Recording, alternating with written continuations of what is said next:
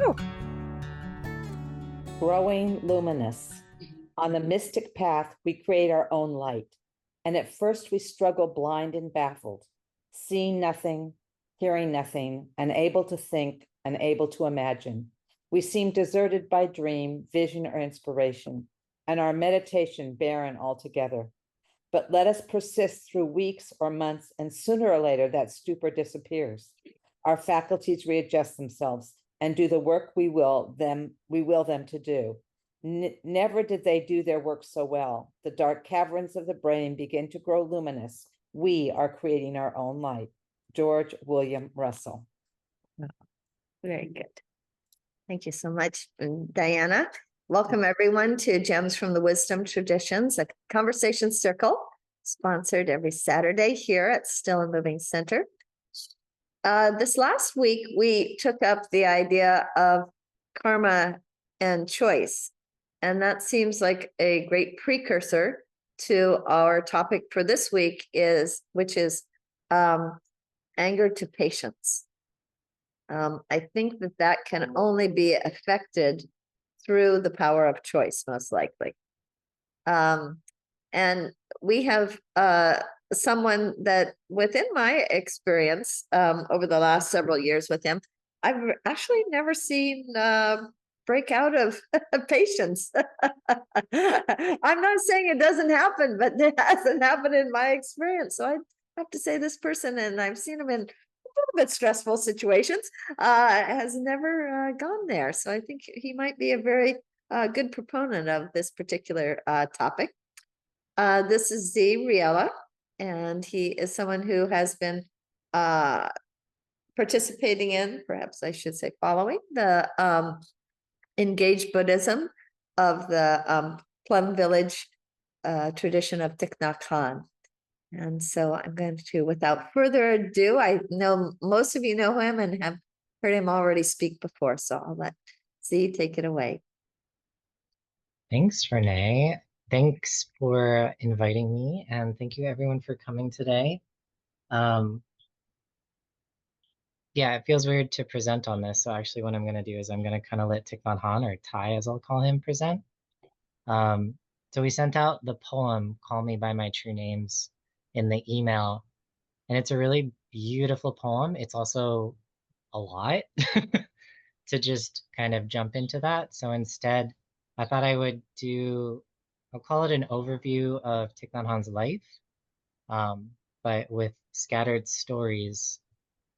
First, I'll say a little bit about my story. Why am I practicing in this tradition? Skylar introduced it to me, so all credit to Skylar. Um, but I never really got into it until I did a retreat. I think it was in 2019, it was before the pandemic, but it was over winter break on Zoom. So maybe it was after the pandemic. I don't remember what it was, but um, backstory, you wouldn't know it now because you've known me since that retreat, but for 20 years of my life, I was very socially anxious. Had trouble talking to people, like would never have done this. I would be freaking out right now. Um, but there was something about that retreat. The monks and nuns who were leading it, we got to be on Zoom conversations with them. And their level of self-understanding and patience and compassion was so overwhelming. It was overflowing out of them. And I just felt calm for the first time in my life. I didn't know what that feeling was. I had forgotten what not being anxious felt like. Um, and I'd like to say that my anxiety was cured and it hasn't come back, but I'm still very anxious. Uh, but I have found that practicing in this tradition, um, the teachings are really simple. It's more about sitting and practicing. Practicing in this tradition, I've been able to find a path out of that suffering that I was going through, because it really was suffering. And I think it relates directly to anger, because I'm not sure about this, but it seems like the path out of that, or I should say, what I was doing, the reason I was suffering so much is because I was self angry. I was angry at myself. You may never have seen me get angry externally because I was turning that all inward. And I've gotten much better at, instead of being so angry at myself, having self-compassion. So the practice is all about building self-compassion in myself, stopping, looking inward, and breathing a lot. And through that, I've turned a lot of anger towards myself into patience. And now that has overflown with other people as well. I'm able to be much more patient, and a real kind of patience. So having that like huge transformation, I started looking up to Tai as this like Buddha figure. So it's been really interesting. Recently, I took a course through the monastics at Deer Park, a monastery in California. They put on a Who is Thich Nhat Hanh course. So I got to take that and actually learn about Thich Nhat Hanh, the human. And a really interesting thing that stuck out to me were all the stories of him getting very angry. I mean, he lived through several wars in Vietnam and had direct confrontations, and I'll tell you about a couple of them, where like anyone would get angry. And he did, he got angry, but what he did, instead of what a lot of us would have done, lash out, instead he practiced, he breathed, um, he found community with other people who are also practicing, and he was able to bring patience to the situation so that he could look deeply and understand and then have compassion. And like, there's no way to be angry when we're compassionate. It's impossible. So it's a very deep practice, even though it looks very simple on the outside. He's just breathing, but it's a lot deeper than that. So the first story I want to share, Thich Nhat Hanh was born in Hue in Vietnam in 1926 and joined a monastery nearby when he was just 16. Not uncommon in Vietnam and other Asian countries. So he joined the monastery, and a beautiful story is that he wanted to become a monk, a monastic, because when he was young, a young boy, he saw a magazine cover with the Buddha doing that nice, pleasant smile, and he's like, I wanna be like that. I wanna have that feeling. So he went and became a monk, and in 1946, so when he was just 20 years old, okay, this is where you find out I'm terrible at history. Some uh, thing was going on with the French in Vietnam. I think Vietnam was fighting for their independence from France.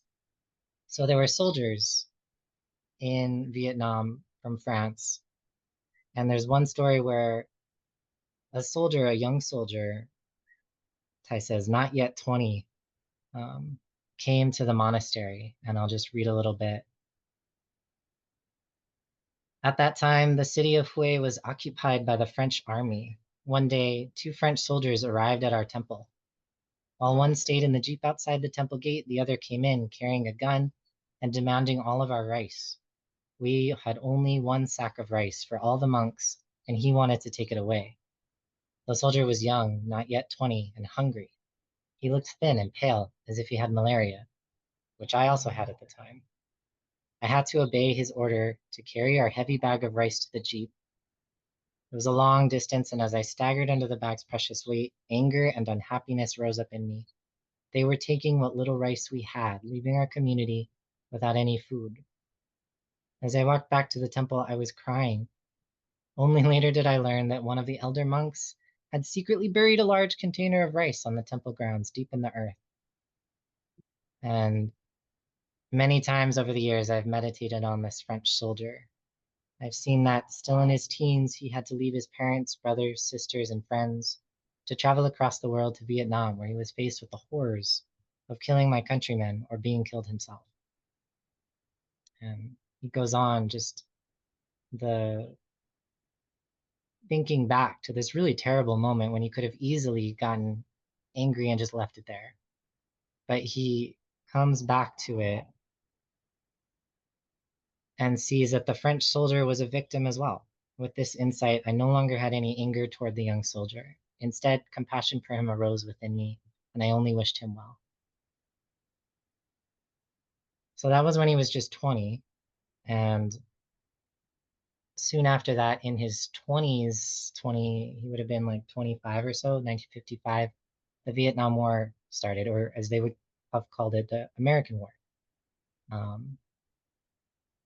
And during that time, he did a lot. He had a little bit of a rocky relationship with the other Buddhists in Vietnam at the time, the Buddhist Institute, I'll call it, because he really wanted monks to be engaged.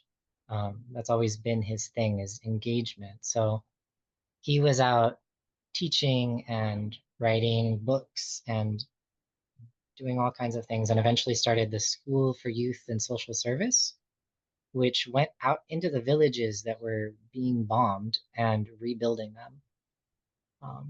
And he did that for a year before he went to America to talk to the source, basically, about peace. All kinds of stuff. But there's another fun story. One day he's at an airfield. It's 1964, in the Central Highlands of Vietnam. So still during the war. He's waiting for a plane alone. And after some time, an American officer came by. He was also waiting for his plane.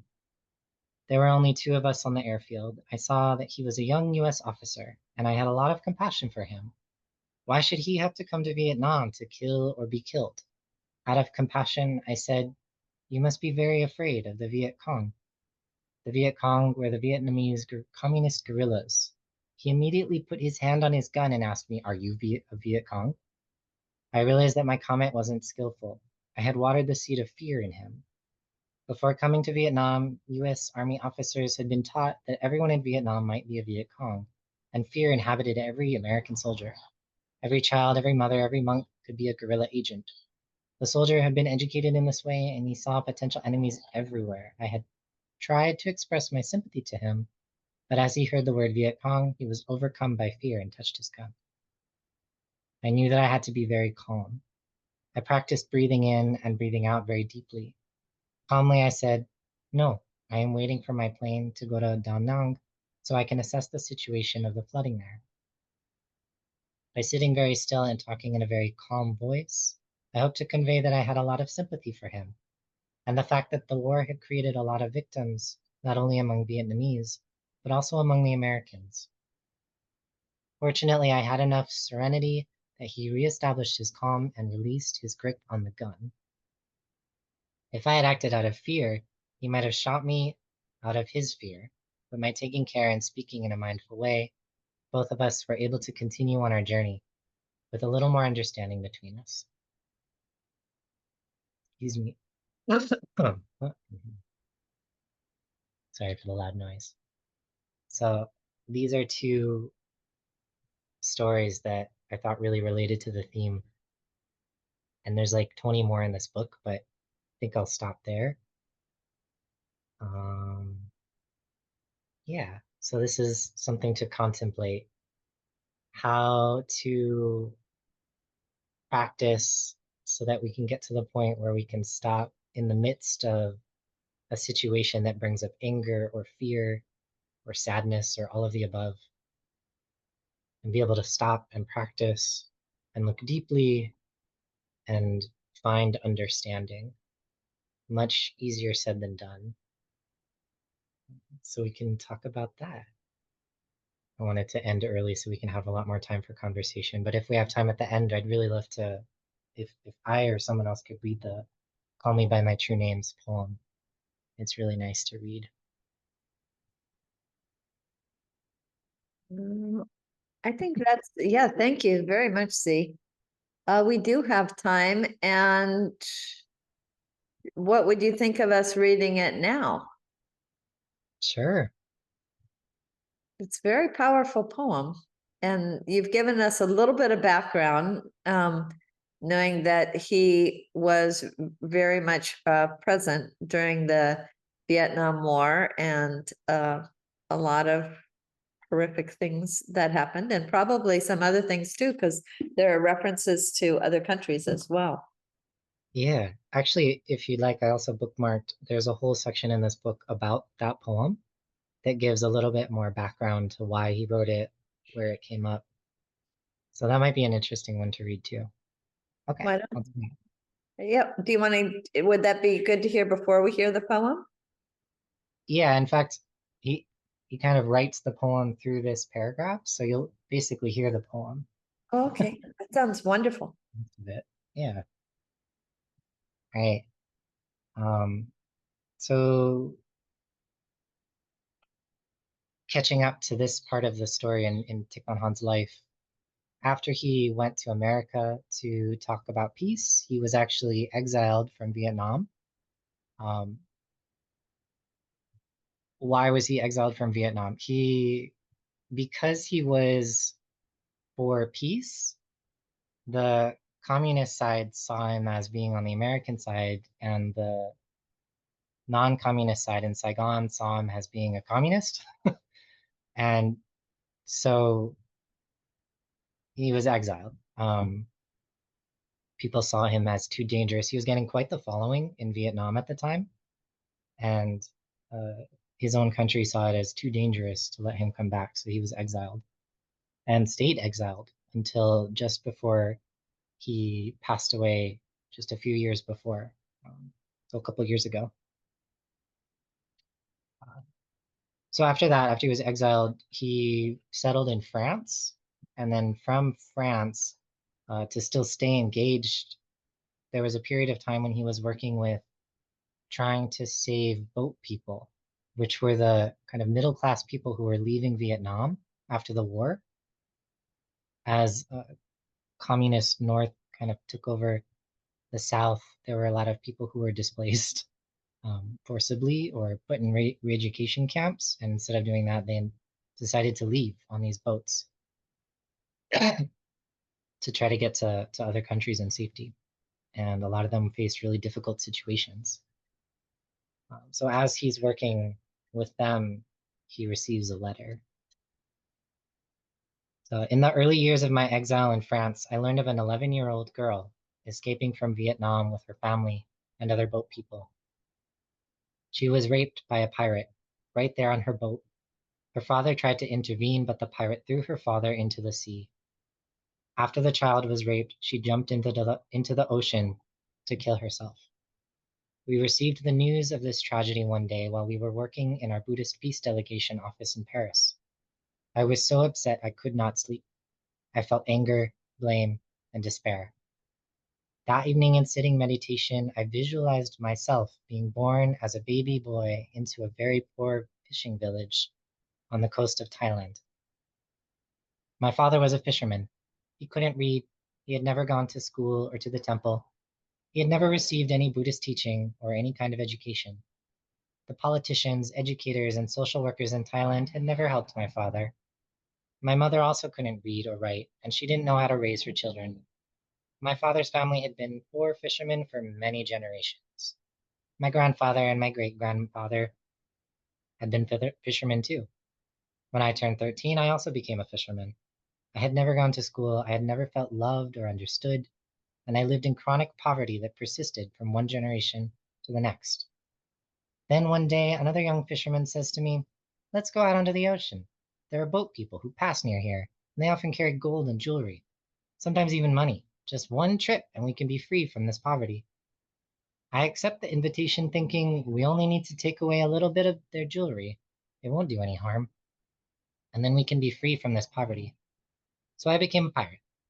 The first time I go out, I'm not even aware that I have become a pirate. Once out on the ocean, I start to see the other pirates raping young women on boats. I had never touched a young woman. I had never even thought about holding hands or going out with a young woman. But then on one boat, there is a very beautiful young woman and no policeman there to stop me. I had seen other people doing it and I asked myself, why don't I try it too? This is my chance to try the body of a young woman. And so I did. If you were there on the boat and held a gun, you might have shot me, but shooting me wouldn't help me. Nobody have ever taught me how to love, how to understand, how to see the suffering of others. My father and mother were not taught this either. I didn't know what was wholesome. and what was unwholesome. I didn't understand cause and effect. I was living in the dark. If you had a gun, you could shoot me and I would die, but you wouldn't be able to help me at all. As I continued sitting, I saw hundreds of babies being born that night along the coast of Thailand in similar circumstances, many of them baby boys. If the politicians and cultural ministers could look deeply, they would see that within 20 years, those babies would become pirates. When I was able to see that, I understood the actions of the pirate. When I put myself in the situation of being born into a family that was uneducated and poor from one generation to the next, I saw that I would not be able to avoid becoming a pirate. When I saw that, my hatred vanished, and I could feel compassion for the pirate.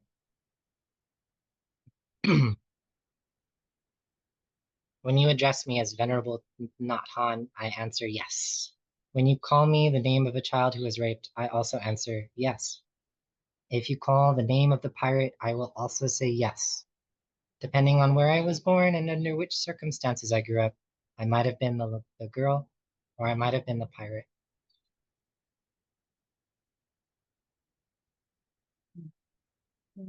Thank you. Do we have that poem available? And Michael, as somebody who has studied also under Thich Nhat Hanh's teachings, so I wonder whether you'd be willing and able to read that poem. It's a very powerful poem, so I can understand if anybody would say no.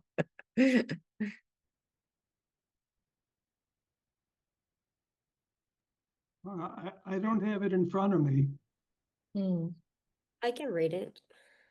Okay. Oh. Thank you. Give me 1 minute. My camera. Are you also able to put it up so we can see it while you read it, Sharane? Yes. Thank you so much. Give me 1 minute. Um, Can everybody see my screen? Yes, thank you. Great. Please call me by my true names by Thich Nhat Hanh. Don't say that I will depart tomorrow. Even today, I'm still arriving. Look deeply. Every second I am arriving. To be a bud on a spring branch, to be a tiny bird with still fragile wings, learning to sing in my new nest, to be a caterpillar in the heart of a flower, to be a jewel hiding itself in a stone. I still arrive in order to laugh and to cry, to fear and to hope. The rhythm of my heart is the birth and death of all that is alive. I am a mayfly metamorphosing on the surface of the river. And I am the bird that swoops down to swallow the mayfly. I'm a frog swimming happily in the clear water of a pond. And I am the grass snake that silently feeds itself on the frog. I am the child in Uganda, all the skin and bones. My legs as thin as bamboo sticks. And I am the arms merchant selling deadly weapons to Uganda. I am the 12 years old girl, refugee on a small boat, who throws herself into the ocean after being raped by a sea pirate. And I am also the pirate, my heart not yet capable of seeing and loving. I'm a member of the Politburo with plenty of power in my hands, and I am the man who has to pay his debt of blood to my people, dying slowly in a forced labor camp. My joy is like a spring, so warm, it makes flowers bloom all over the earth. My pain is like a river of tears, so vast it fills the four oceans.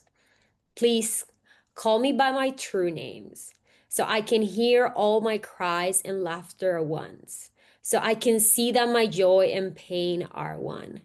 Please call me by my true names, so I can wake up and the door of my heart could be left open, the door of compassion. Thich Nhat Hanh, 1976.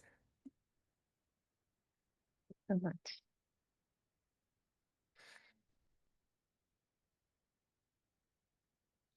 All of beautiful- you. Yes, thank you. That was wonderful. All of you received that poem in probably two different emails, the invitation email and the email that you got for this with the link to sign up today. Thank you, Sharani. Mm.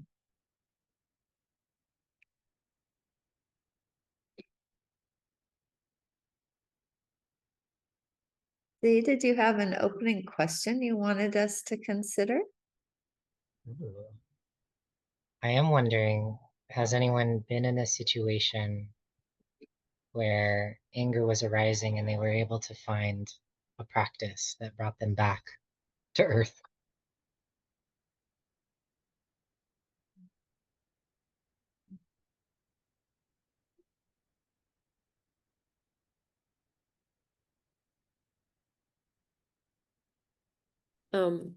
I can start. I really love this topic, and thank you so much, C, for talking about Thich Nhat Hanh. I learned a lot about him that I didn't know, and it's quite interesting the association anger with compassion. That's something that I never really taught before. And I'm thinking I have a lot of anger. I had a lot of anger inside me in the past as well. And I actually vocalized it for a long time, like by yelling or being very expressive. And with time, this is kind of silly, but something that helps me canalize that anger is imagine the person I'm angry or like the situation I'm dealing with, like a baby, like something that's like brand new that has so much innocence that never experienced anything else than that. And thinking about that, especially when I'm interacting with somebody and I'm feeling angry, I just imagine them as a little tiny baby that's very innocent. And that really helps me to come back to myself and have more understanding of the situation and more compassion. Really imagine that, seeing this person in a different perspective of the situation. And that's something I started to do very recently, but it's very, very efficient. And it's kind of silly, but it really works. And it turns everything around. And it's been making me very happy because it brings me joy to think of that and slowly calm myself down. It sounds as though it was very close to what Thich Nhat Hanh did when he was sitting and then cast himself into, in his imagination, into the body of a Thai baby boy, huh? Yeah. How close, how amazing. Thanks for sharing that. That's really beautiful practice. Yeah. No, thank you. I'm very like impressed with this whole conversation. I didn't know about Thich Nhat Hanh, so I was like, wow, I can't believe I'm practicing these things without even knowing that somebody like that already started to do it. And it's funny, like an hour ago before Jams, I was with my boyfriend Kite, and I was very hungry and I was getting very angry. And I stopped and I tell him, you know what? I mean, imagine you were a baby once and you don't know better right now. So I'm just gonna smile and move on. And we just became happy suddenly. And it was, yeah, it really worked.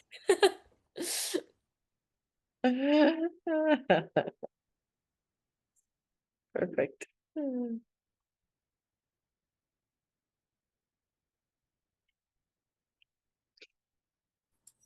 Thank you, Z. I read the poem when I first received the information, and having you explain the background really, really opened up my understanding of the poem.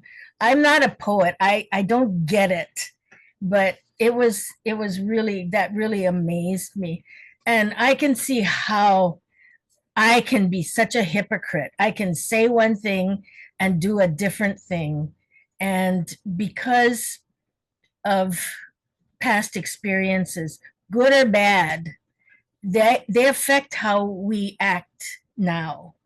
What happened in the past. And I love that one saying is, don't let the past be your future or affect your future, because if you've had bad things happen in your past, you don't want to perpetuate bad things in your future.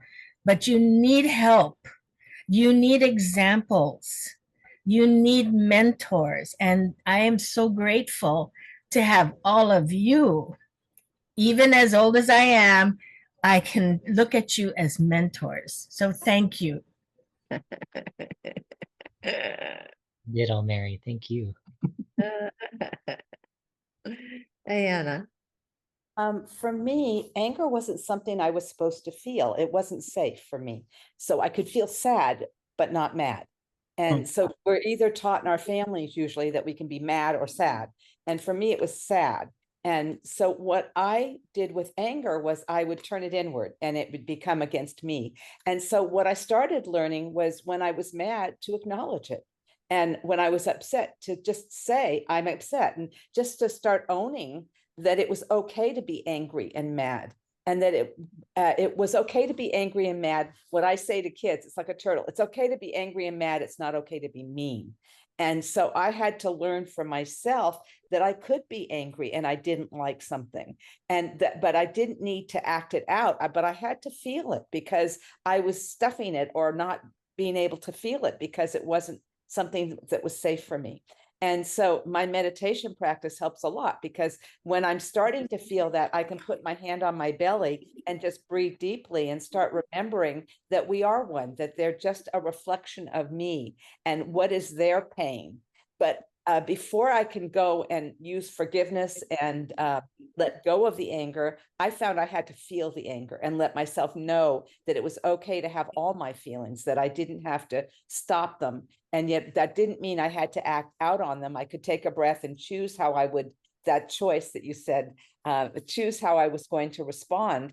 And I really like that idea of compassion, not only compassion for the other person, but compassion for myself, understanding that it's okay to feel all my feelings and it's okay to then have self-compassion. And then I can, when I do that and feel that love for myself, that I'm hurt or angry or that wasn't right or I don't like what's going on, then I could extend it out to others. But I really found for myself, I had to be able to own my feelings and feel it. And then I could surrender is what I do. I give it to God and say, help me because I don't know what to say and do. And this sucks or something a little along those lines. And so that's how I deal with anger.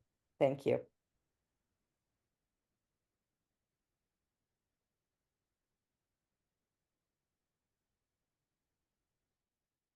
Diana, could you say just a little bit more about that surrender part once you've recognized your anger? I think what I do is, for me, asking God to help me figure out what do I do next? What do I say? You know, there's that book that everyone's reading, which I really like. It's called Let Them. You know, and if we acknowledge that that's the way people are and that's what they are, then I can let me. What is it I need to say and do? You know, it's not just all of a sudden that I can be compassionate and forget that they treated someone awfully. But then I surrender and ask for guidance and ask for help to figure out how am I supposed to deal with this? Do I let it go? Do I say something? Do I move away? What is my role? And I don't know. And I don't know other people's pain of where they're coming from. And usually if someone's doing something, it's not intentionally against me, it's what's going on in their wounded stories and their way of being. So when I surrender is I ask for guidance and I ask for help in knowing how to deal with a situation. I imagine it's a matter of also waiting to receive whatever that answer is. Yes. Before proceeding forward. And sometimes it doesn't come too quickly. And, you know, I do say and do things sometimes, you know, and I'm learning actually to be able to say I'm angry. I mean, that wasn't something I would say to anybody. You're not supposed to say you're angry at anyone. You can not like what they do, but don't say you're angry. And so I started learning that I can say that made me angry, but it doesn't mean I have to do it in a hurtful way. It just that I don't like what's happening and that's okay. Mm-hmm. I cut somebody off. Yeah, sorry, I was just gonna say that I was also thinking too, because there is like, after I get angry, there is the time of reflection that comes after, like, where did that come from? And I'm always asking myself, like, when I'm angry, am I being present, or am I just like bringing something from the past or something that I'm worried about the future? So, you know, realizing that when you're present, there is no room to be angry, right? And just having, that conversation with myself, like, have to be more present and less attached to these moments. So I'm less reactive to it. So wondering if any of you have thoughts on that. Maybe gonna call you out, Bob.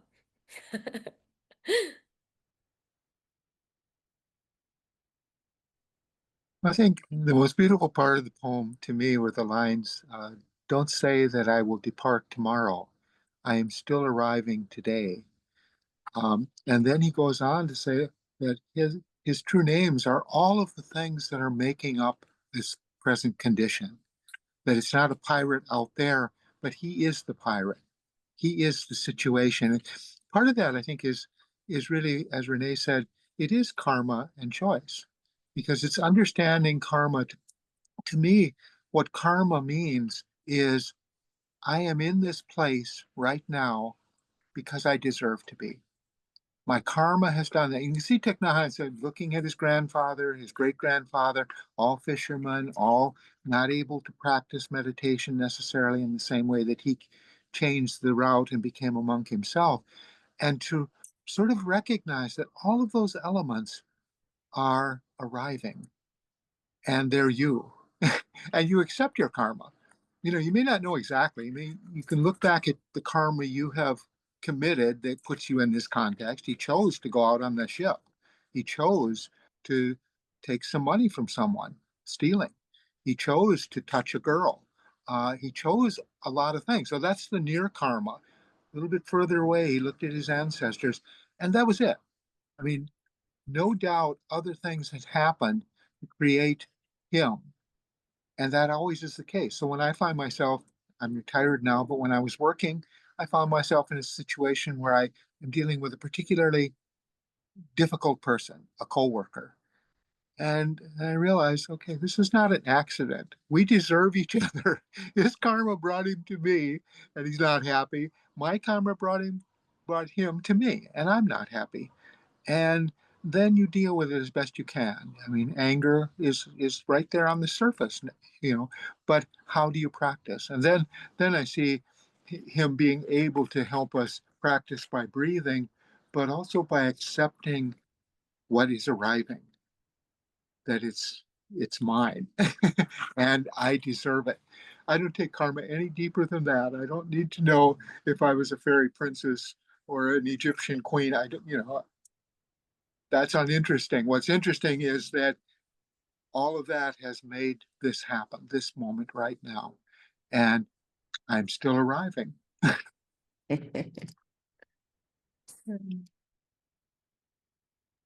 Z?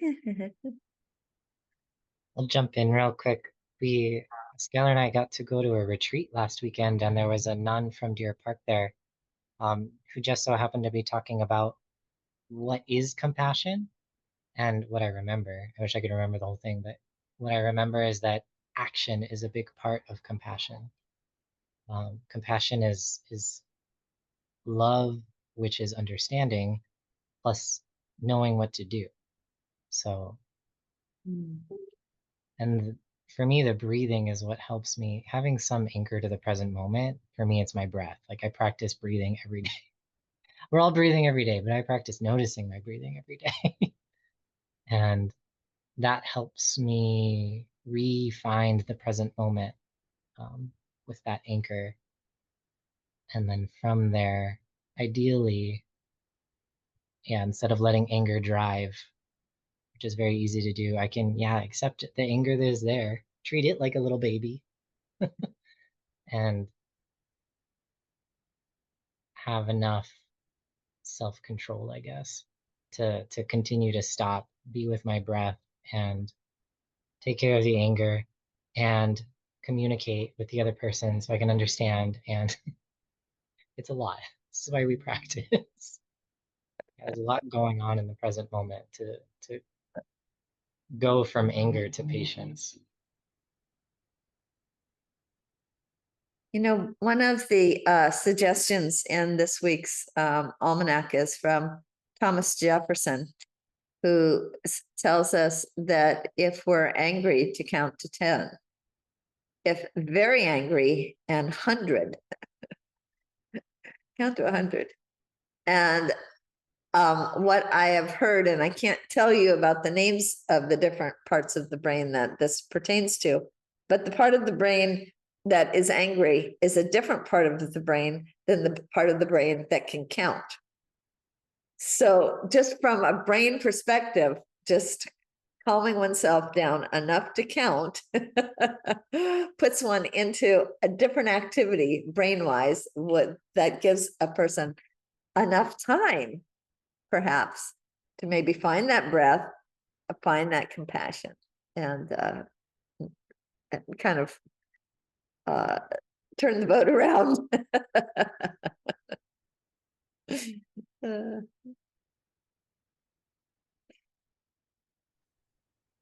Dustin, have you been listening? Are you ready Yeah. to chime in here? And then I'll call on Skylar. Yeah, I have been, and one thing that definitely helps me when I'm feeling a little getting on the verge of getting upset or frustrated is just to start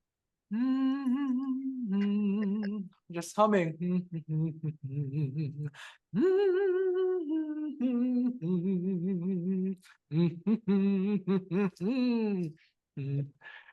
So yeah, try a little bit of humming next time that you feel that urge coming on, and it will hum your way right out of it. Skylar. Yeah, I really appreciate hearing all the suggestions that people have given around anger and working with our anger. Something that I found that's very is curiosity when my anger is coming up.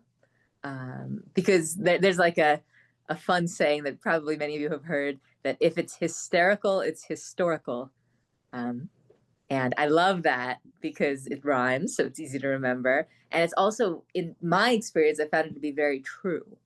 So the more intensity I feel an emotion, the more I know that, okay, this is an echo. This is not just this sound. This is all the other times this bell has been chimed, right?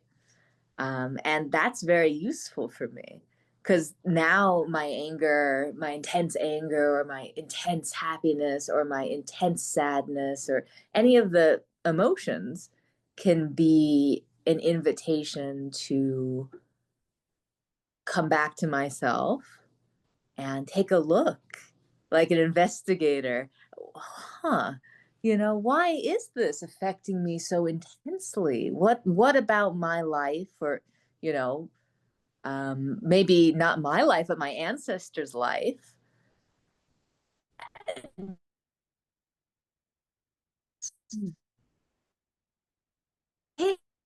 Very interesting. that has been a huge part of I can figure out, oh my God, there's that wound that hasn't been healed. And now I'm an adult and I have these tools. So, okay, I can now take care of this better. And that's such a joy. So I have found that sometimes anger, I'm so grateful for it. It transforms to gratitude because, it's that invitation to come back to myself and heal.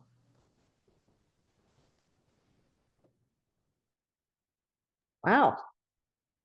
I don't think I've ever been grateful for anger before. Thank you. Another Thich Nhat Hanh teaching is, without any mud, there would be no lotuses. So Yeah. without any suffering, there is no transformation.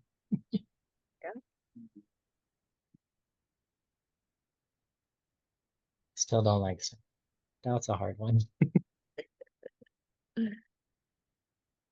David, are you going to weigh in here? Well, I was completely with you on the brain side of things, and I think the title was trying to push me in a different direction, like some sort of linear passage from anger to patience. And I think the relationship is somewhat different. Like patience is becoming present and allowing for that natural process for anger, which is our friend, right? It's a part of us that's trying to protect us from a boundary being crossed. And so the patience is the tool that we use to allow that anger, which is formulated down in the amygdala, and allowing for the time to pass for it to rise up into the prefrontal cortex, where we can actually make wise decisions, which also happens to be part of the brain, which calculates time. So tying into what you were saying, Renee, we can count. Counting, also higher brain function, that's Jefferson's tool. Taking 3 breaths, all the other things that were mentioned are these tools that allow us to allow the brain to do its natural process of moving into a place where we can make wise decisions, at least when we have that part of the brain developed, which is probably not until we're in our mid-20s anyway. But so a lot of door slamming of adolescence. Yeah, I guess patience is like the tool that allows us to turn anger in its defensive mode, in its reactive mode, into the wise choice mode. There's wind out here, which is why I'm wearing my windshield. Thank you. Lovely yeah, thank you everyone, and Zizi for bringing this talk up. Beautiful. Roger, are you ready for me to perhaps call on you?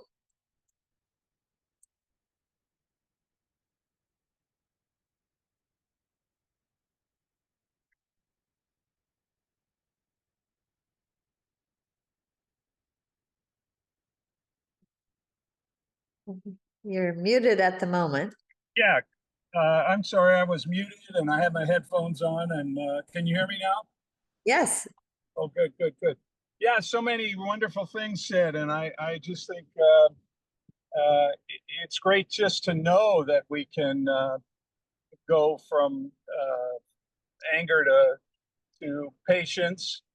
And I wanted to add like a broader thought to that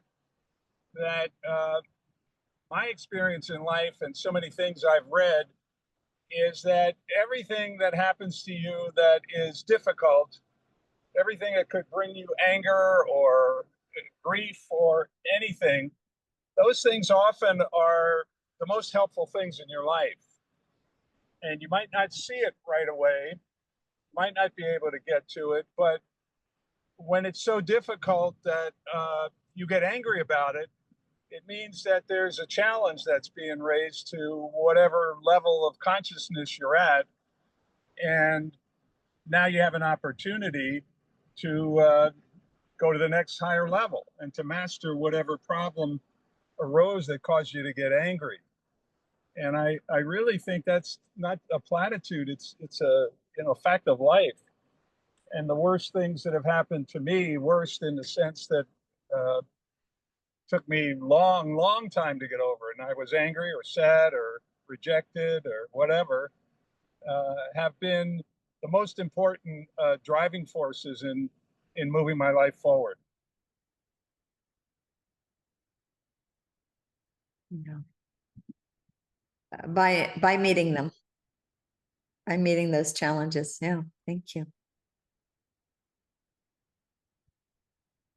How about Kathy, and then I'll call Jade and Deshan.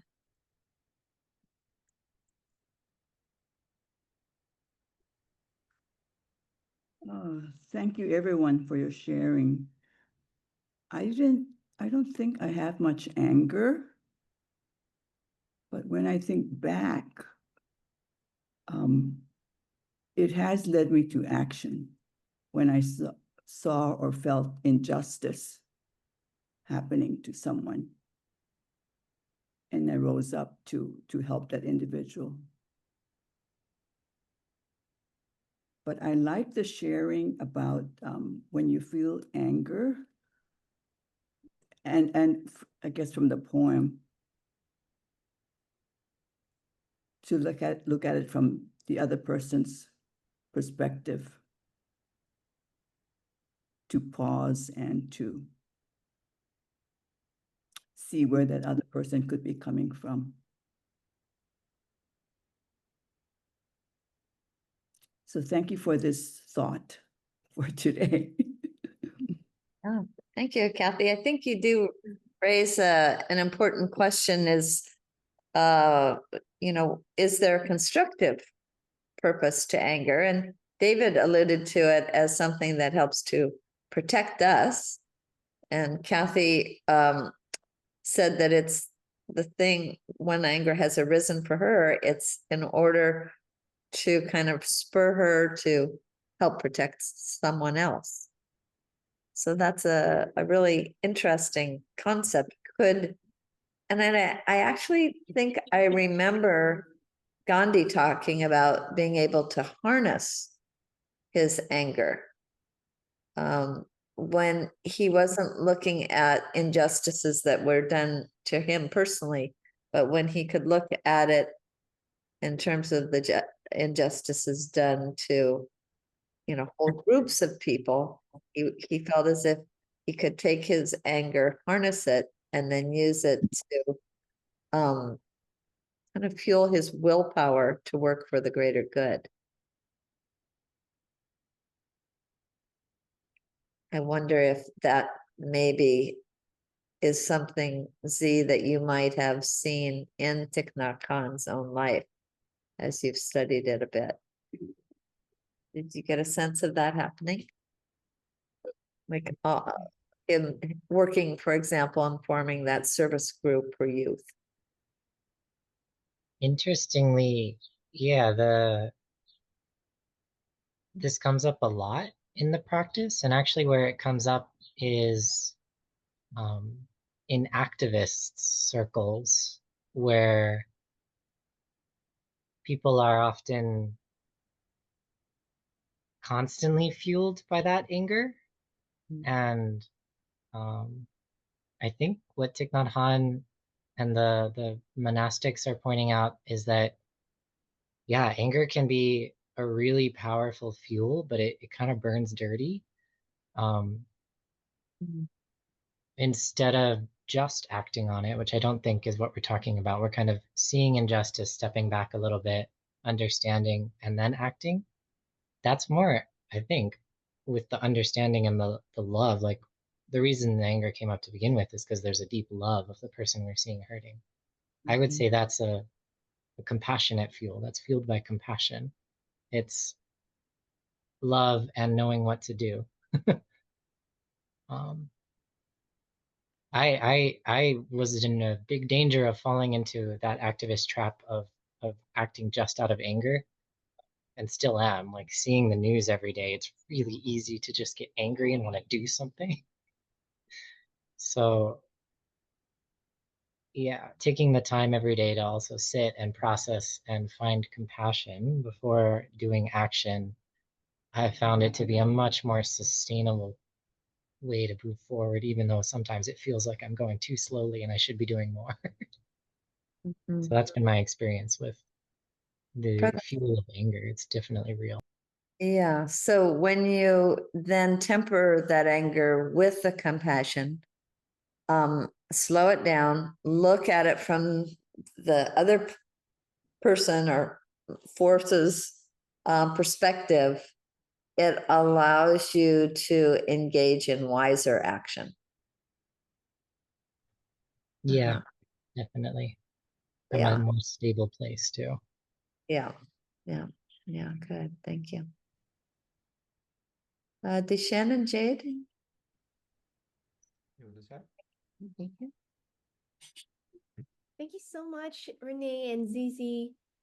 Thank you, and thank you everyone so much for sharing your wisdoms around this. And Z, you just have such a calming voice and aura, and with the lotus around in the back of you. So that thank you for sharing your beautiful energy. As everyone was speaking, two thoughts kind of floated to the surface. One is everything is a teacher. And when I do feel an emotion, whether it's a higher emotion or a lower emotion, then I try to just remind myself that everything is a teacher. And what is the teaching that can float to the top of this emotion? That is one. The second is one of the great gifts that I received when I was a counselor is that not only can you bring yourself to a higher emotion, but you can also help bring someone else to a higher emotion. And one of the things I learned was if someone is at a lower emotion, let's say it's anger, if you also meet them at anger, it's going to bring the emotion even lower. And so you in turn, if someone is meeting you at anger, you have to be an observer and meet them at a higher emotion. So as you were talking about, as many of you were saying that you meet yourself with compassion or patience, right? And then you can also be that for someone else, be that patience or compassion for others. And then you can raise their lower emotion if you meet them here, then it's going to raise them higher and higher and higher. So that just kind of reminded me of that. We can be that observer for ourselves and for others. And it's truly a gift of compassion. I think that the soldier that he spoke to, oh, aren't you afraid of the Viet Cong? And he activated that fear in the American soldier, but then he was able to pull that fear down, raise it to a higher level of calm through the way he used his emotion, a higher emotion. So thank you so much. That was a great reminder for us. Disha? Yeah, I think there are a few things that popped out. Actually, three things I want to share. One, I will continue for what you said in your previous conversation, is you can only understand someone from, or, you can only understand someone to the point at which you understand yourself. If you ever engage or you find yourself in a situation, you're trying to make sense of something, whether it's an angry emotion or a fear emotion, know that your boundaries are also to the point where you can understand yourself and perceive the other person in this context. And how do we get out of it? Leave the muddy water alone. The more you tingle with it, it will create more ripples of it. Leave the what alone? Muddy water. Muddy water. Okay, thank you. Muddy water is best cleared by leaving it alone. And sometimes it's our own self. Become an observer of how our clear water would look like for yourself from that state of mind. And the third thing was, again, going to the mind, is the mind that created the problem will not be able to find the solution. You need a separate mind to find from that level of consciousness. And one of the practices that helps, and again, going from angry to a patience, it's a journey of life in a way. And one simple practice is to become an observer to our own self. One of the things I do is close your eyes and just imagine to flip your position of being an observer to whatever this person is doing without having an identity or an ego attached to it. And that allows you to have that space in between to be able to recognize and see through. And if you find yourself with people around you, you can also do the same in a way that allows you to perceive the energies and just act from a more patient and loving energies that you can from your best. Yeah, beautiful. Yeah, beautiful. Writing these notes down. We have Michael and Nancy, who's my mom, and see if either one of them or both would like to say something before we close. You know, I couldn't help thinking when you were mentioning these out of control conflicts. I won't name any names, but during the last week, we've had quite a display. Oh, yes. Speakers have just been demonstrating that so well. So Food fights, yes.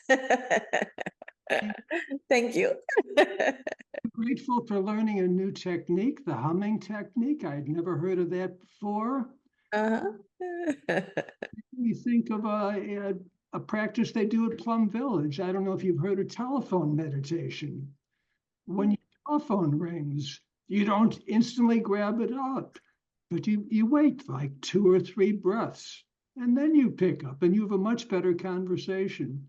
Oh. And I was also thinking of the kind of practices some people have taken into prisons, taking meditation practice into prisons, which are very crowded and triggering situations, but they find pretty significant results that people find a space and a freedom, and violence goes down and people get along a little better. So creating that kind of space can really be effective. Let me share one saying. I came across this saying this week. I thought it was very good, by the English writer C.S. Lewis. Very Thich Nhat Hanish. I sat with my anger long enough until she told me her real name, grief. Thought that was very good. Yeah, thank you. Mom. Well, I was thinking how lucky I guess I am in this day and age, in this place where I just don't have much personal anger. You know, I can politically, I can get upset. I don't consider that anger. Anyway, I'm just in a place and time where there's not anything that is making me personally, making me angry. And so I recognize a lot of the things you're saying and appreciate very much your sharing with me. Makes me very, very appreciative. Thank you. Yeah. Yeah, and such wise things coming from the mouths of people who are so much younger than some of the rest of us is really cheering and giving a lot of hope, I think, to those of us who are older, knowing that we're passing this world into very capable hands when the time comes. So it's a wonderful relief, to tell you the truth. Yeah. Let me, while somebody gets ready to give Zia a vote of thanks, let you know that next week we are going to be taking up the topic, never a victim. Never a victim. And we're hearkening back to something that we kind of touched on with Anne Frank recently. And we're going to, with Mary Bird, who's here right now, take a look into that wonderful movie, It's a Beautiful Life, and from 1997. And just get a sense of how someone in really, really dire, extreme situation could avoid victimhood. So I'm very much looking forward to us doing that. And the following week, we have the head of a wonderful Dandian nonprofit in Rajasthan, India, Prakash Tyagi, who will be speaking to us on, I don't have my almanac in front of me. World unity. Thank you. The topic of world unity. So would somebody like to give Z a vote of thanks? Okay, I'm going to jump right in. I so appreciated the clarity and the calm from which you delivered your presentation, Z. I felt as though you absolutely embodied what Thich Nhat Hanh would have loved to have done in any presentation, to present his ideas, his way of being to the rest of the world. And you just brought it to life by your presence. So thank you ever so much. Thank you. Thank Wonderful to you. have all of you. Have a nice week. Have a good weekend. Bye-bye. You too. Bye-bye. Mahalo, aloha. Aloha. Awesome. Thank you so much, Renee. I truly thought, oh my gosh, I hope a lot of people get to see this video. I think it would really help a lot of people, you know, and it is an incredibly beautiful poem and so, gut-wrenching. Yo. To go through, you know, what brought this poem into the world so that we could receive it and, you know, do something with it was really a gift. Mm-hmm. Yeah, really beautiful. Yeah. Thanks for creating this space to do that. I look forward to the replay because I forget that when an iPhone sits out in bright sun, it shuts down. And so when I finally got it cooled down, you were on your last few moments, but I cut the conversation. So, yeah.